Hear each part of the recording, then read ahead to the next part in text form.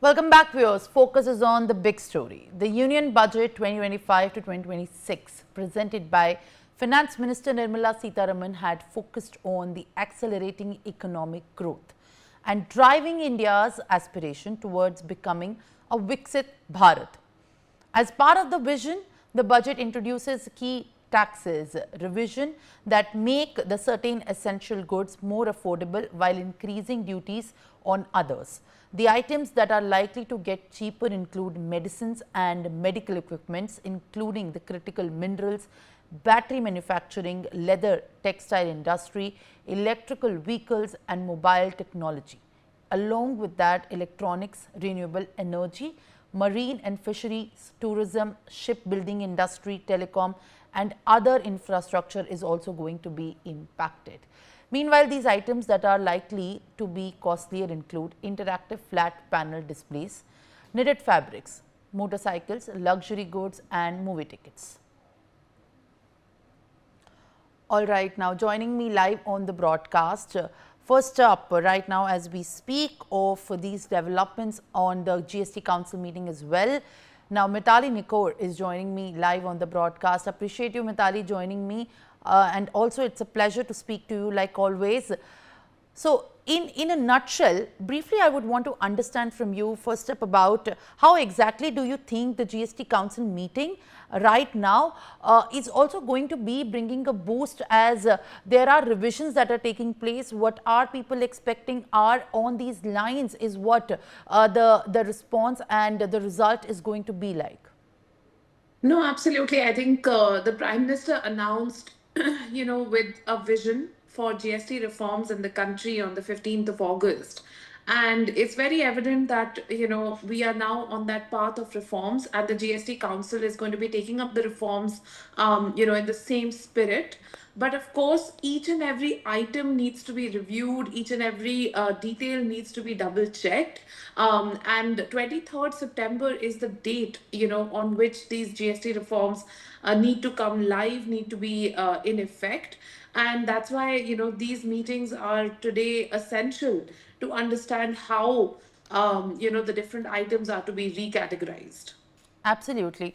As you speak of on the day that everyone, including in fact the traders, the people in the finance ministry and also the people who are expecting some sort of relaxation are awaiting. How do you look at the next gen reforms, Mitali, when we speak of the 56th GST meeting that is chaired by Union Finance Minister Nirmala Sitharaman? The agenda includes cutting down the tax slabs largely, and in the revision and rationalization of the GST tax slab, aiming to eliminate the 12% and 28% slab. What is your outlook on that? So, if you look at it very logically, what we'll be seeing is, firstly, if any economist wanted to just simply make a change, they would say, okay, anything that's in the 12% goes to 5%, anything that was in the 28% goes to 18%, and that's already been announced that a lot of the products which are in these slabs will simply move to one slab lower. However, there are certain special category items, like for example, menstrual hygiene items are being, moved from a 28% to a 5% slab, and sometimes and they are even being considered that it might be going to a 0% slab. So I think there are certain items, especially in the healthcare sector, in the sector of women's healthcare, even products which are being used by persons with disabilities like wheelchairs, it is being considered that they should be moved to the zero tax slab. So all of these discussions are currently going on in the GST Council meeting, that there are certain items that really need to be moved into even the zero tax slab. So I think that is one of the areas of discussion.